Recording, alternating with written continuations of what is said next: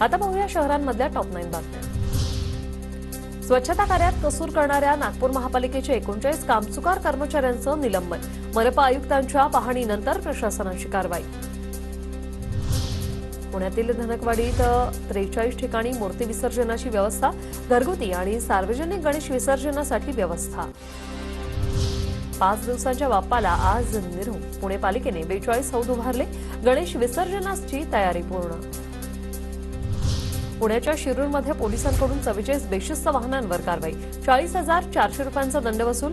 सिटीबोरा college road, निर्माण plaza आणि बीजे कॉर्नर जवळ कारवाई।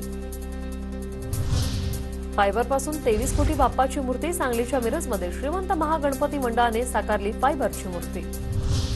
गोंदिया शहरातील सूर्याटोला परिसरातील बांध तलाव ओव्हरफ्लो। जायकवाडी धरणाच्या 18 दरवाजातून 9,432 तर उजव्या कालव्यातून 600 क्युसेक पाण्याचा विसर्ग। अमरावती शहरात फिरणाऱ्या मोकाट जनावरं पकडण्यासाठी मोहीम सुरू, शहरात महानगरपालिकेची धडक कारवाई। विधानसभा आणि गणेशोत्सवाच्या पार्श्वभूमीवर कराड पोलीस अलर्ट मोडवर, गुन्हेगारांवर कडक कारवाईचा इशारा।